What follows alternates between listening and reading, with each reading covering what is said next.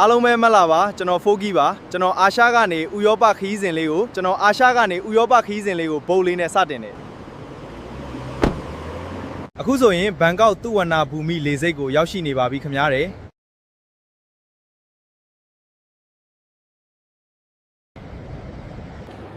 ကဲအခုဆိုရင်ကျွန်တော်ထိုင်းကနေဘယ်ကိုသွားမဆိုတော့စောင့်ကြည့်ပေးကြပါအောင်